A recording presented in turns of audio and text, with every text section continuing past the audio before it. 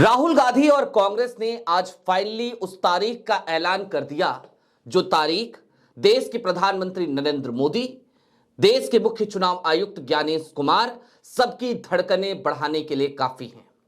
हालांकि 18 नवंबर को जब बैठक हुई थी तभी इस बात का ऐलान कर दिया गया था कि अब वोट चोरी के मुद्दे पर सड़क पर उतरेगी कांग्रेस।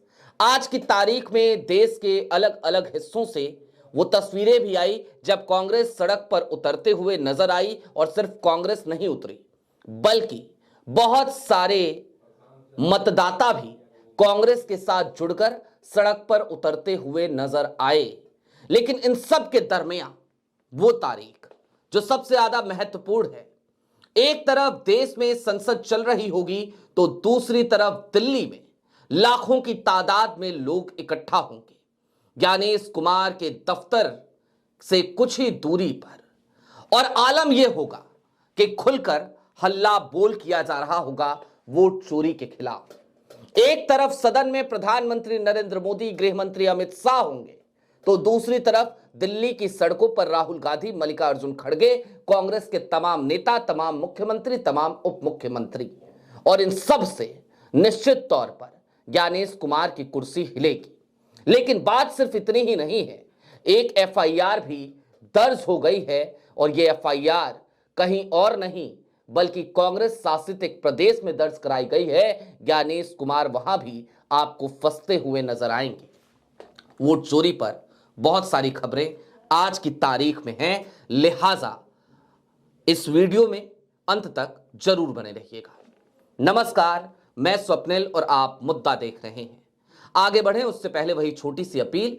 मुद्दा इन दिनों एक गंभीर आर्थिक संकट से जूझ रहा है।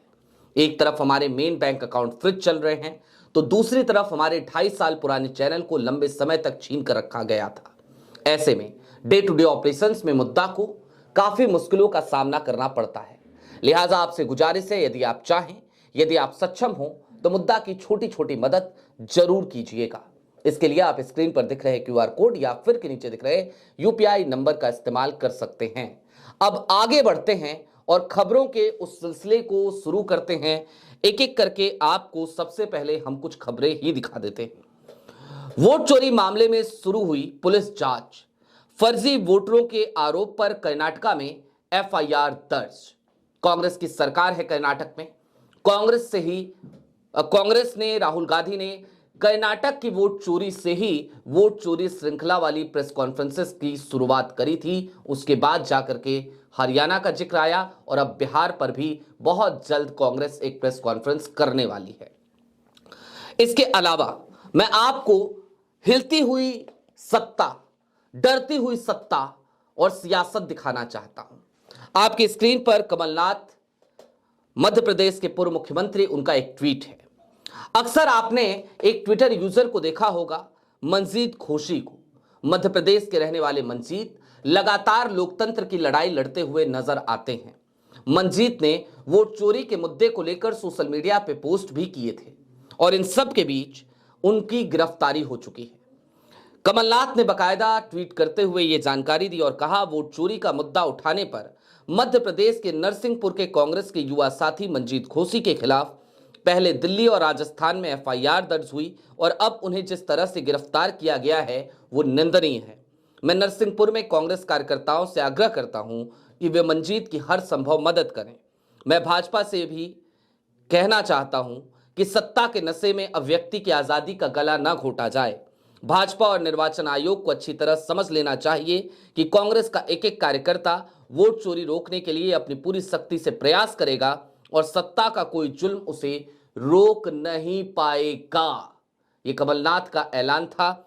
और इन सब के बीच अब जरा उस ऐतिहासिक तारीख की तरफ भी बढ़ जाते हैं। आपकी स्क्रीन पर एक और खबर है। वोट चोरी और एसआईआर के विरोध में रामलीला मैदान में 14 दिसंबर को कांग्रेस की रैली।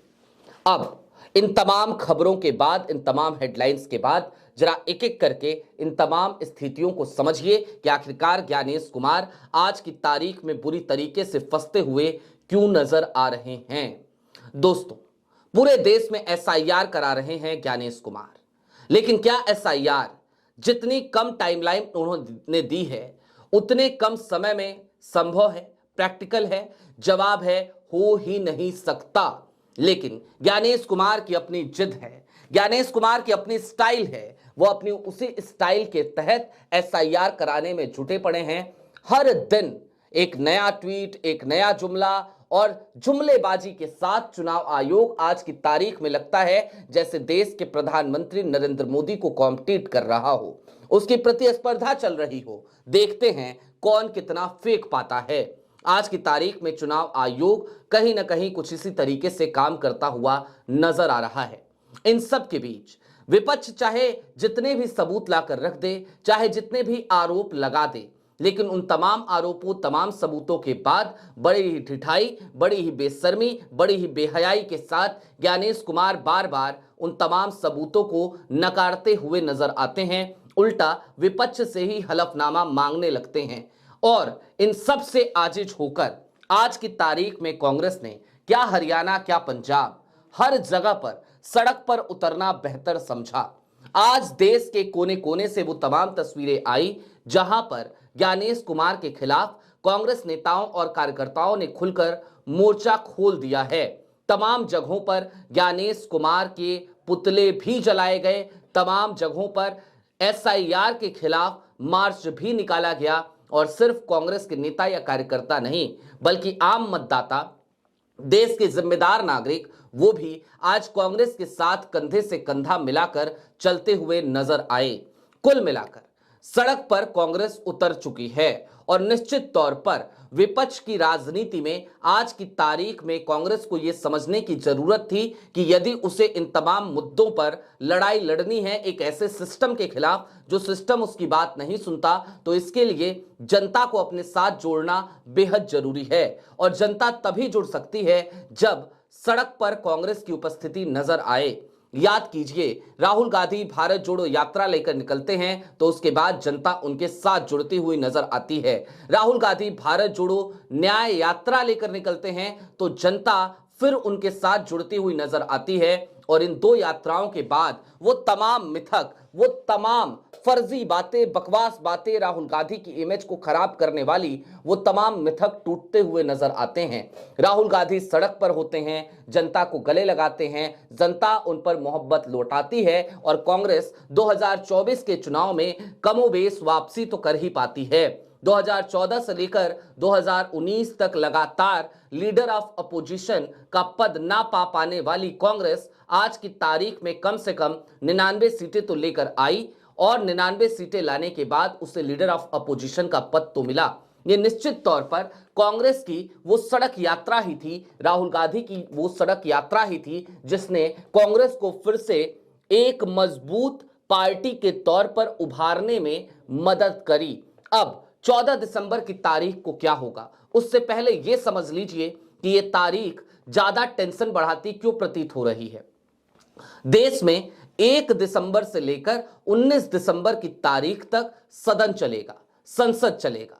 शीतकालीन सत्र का ऐलान हो चुका है, यानी कि शीतकालीन सत्र के दरमियान ही विपक्ष एक रैली प्लान कर चुका है। एक तरफ शीतकालीन सत्र की खबरें आ रही होंगी तो दूसरी तरफ विपक्ष और खास तौर पर कांग्रेस अपने तमाम नेताओं, अपने तमाम मुख्यमंत्रियों के साथ वो रामलीला मैदान में आह्वान कर रही होगी देश से कि देखिए वोट चोरी हो रही है। और बात सिर्फ इतनी भर नहीं है कि राहुल गांधी वहां पर मंच से सिर्फ वोट चोरी का आह्वान कर रहे होंगे, बल्कि उस दिन वो राष्ट्रपति को एक संदेश भी भेज रहे होंगे कि देखिए 5 करोड़ मतदाता इस देश के, वो आज की तारीख में हस्ताक्षर करके ये बता रहे हैं कि इस देश में वोट चोरी हुई है। जी हां, कांग्रेस ने 5 करोड़ मतदाताओं से हस्ताक्षर कराने और फिर उसे राष्ट्रपति के पास भेजने का एक कैंपेन चलाया था और कांग्रेस उस कैंपेन में सफलता पा चुकी है। कोने कोने से देश के, दक्षिण भारत से लेकर पंजाब तक, उत्तर भारत से लेकर नॉर्थ ईस्ट तक, हर जगह से वो तमाम पन्ने सिग्नेचर होकर, हस्ताक्षर होकर कांग्रेस दफ्तर पहुंच रहे हैं, कांग्रेस के हेडक्वार्टर पहुंच रहे हैं। वो तमाम कागज के गट्ठर आज की तारीख में ज्ञानेश कुमार की सरदर्दी, प्रधानमंत्री नरेंद्र मोदी की सरदर्दी और भी ज्यादा बढ़ाते हुए नजर आ रहे हैं। कुल मिलाकर अब चलते चलते इस बात को समझिए, इन तीनों खबरों को समझिए। एक तरफ कर्नाटका में एफआईआर का दर्ज हो जाना, निश्चित तौर पर एक नई जांच का खुल जाना, और इससे ज्ञानेश कुमार के अधिकारियों की सांसें फूल जाएंगी, क्योंकि एफआईआर में यह कहा गया है कि दरअसल कर्नाटका में जो महादेवपुरा में वोट चोरी हुई, उसमें चुनाव आयोग के अधिकारियों के साथ साथ कुछ राजनीतिक दल के लोग भी शामिल थे और इन दोनों ने मिली भगत करके ये खेला किया है। और इलेक्ट्रॉनिक सिटी पुलिस स्टेशन में ये एफआईआर दर्ज करा दी गई है। पुलिस ने अपनी जांच भी शुरू कर दी है। दूसरी तरफ अब जरा आगे बढ़िए, मंजीत घोसी की गिरफ्तारी। वोट चोरी को लेकर हम भी लगातार आपके सामने वीडियोस बना रहे हैं, हम भी लगातार आपके सामने कई सबूत रख रहे हैं। अभी आज ही की तो बात है जब हमने एक बीएलओ का दुख दर्द आपको बताया था, दिखाया था कि कैसे भारतीय जनता पार्टी का एक पार्षद फोन करके धमकी दे रहा है और किस तरीके से कांग्रेस के बीएलए को अपने साथ ना ले जाने के लिए वो ताकीद कर रहा है। इतना ही नहीं, वो बीएलओ को ये भी कहता है कि आप मेरे ऑफिस आइए, वहां बैठकर बात करेंगे। यानी कि बीएलओ को सीधे तौर पर अपने कार्यालय बुलाने की बात करता है, एक प्रेशर बनाते हुए नजर आता है। दूसरी तरफ इन तमाम चीजों के बीच मंजीत घोसी क्या कर रहे थे? वो भी इन तमाम चीजों को सोशल मीडिया के जरिए लोगों तक पहुंचा रहे थे, वोट चोरी पर सवाल उठा रहे थे, इस देश के मतदाता को जागरूक करने की कोशिश कर रहे थे। उनके खिलाफ राजस्थान और दिल्ली दोनों जगहों पर एफआईआर दर्ज की जाती है और आज दिल्ली पुलिस उन्हें उनके घर से गिरफ्तार कर लेती है। निश्चित तौर पर ये तभी होता है, ये तमाम स्थितियां तभी होती हैं जब आप डरे हुए होते हैं। शाह साहब की पुलिस ने आज की तारीख में यदि मंजीत घोसी को गिरफ्तार किया है तो निश्चित तौर पर इसमें एक संकेत तो दिखता है कि वोट चोरी के मुद्दे से सरकार अब हिल रही है। मंजीत घोसी की गिरफ्तारी से शायद एक संदेश देने की कोशिश की जा रही हो, लेकिन इस देश का जागरूक मतदाता ऐसी चीजों से डरने वाला कहां है? सवाल तो उठ ही रहे हैं। हमें हालांकि फिर भी उम्मीद है कि ज्ञानेश कुमार कुछ बेहतर तरीके से अब जवाब देंगे, बताएंगे, पूरी व्यवस्था को ट्रांसपेरेंट करेंगे। अगर ज्ञानेश कुमार जी ऐसा करते हैं तो निश्चित तौर पर ये एक अच्छी व्यवस्था होगी, क्योंकि देश का चुनाव आयोग है, ना कि किसी पॉलिटिकल पार्टी का, ना कि किसी एक पर्टिकुलर पार्टी की सरकार का। जी हां, वैसे तो हमें यह कहना चाहिए कि ये भारत सरकार है, लेकिन देखिए ना, भारत सरकार को मोदी सरकार कहने वाले लोग कौन थे? तो निश्चित तौर पर वो कोई और नहीं बल्कि भारतीय जनता पार्टी ही थी। वो भाजपा सरकार बनाना चाहती थी, वो भारत सरकार से बहुत दूर हो जाना चाहती थी। हालांकि हमारे प्रधानमंत्री नरेंद्र मोदी ही हैं, इस बात में हमें कोई संदेह नहीं है, लेकिन प्रधानमंत्री जी और ज्ञानेश कुमार, गेंद अब आपके पाले में है। आपको इस देश के मतदाताओं का विश्वास फिर से जीतना होगा, क्योंकि देश के अगर 5 करोड़ लोग लगातार हस्ताक्षर कर रहे हैं कांग्रेस के एक कैंपेन में, तो निश्चित तौर पर क्रेडिबिलिटी दांव पर लगी है, साख पर लगी है, क्रेडिबिलिटी पे आपके बट्टा लगा हुआ है। अभी के लिए दीजिए इजाजत। चलते चलते फिर वही अपील, चैनल पे नए हो तो सब्सक्राइब करते हुए जाइएगा, सक्षम हो तो छोटी छोटी मदद जरूर कीजिएगा। बहुत शुक्रिया।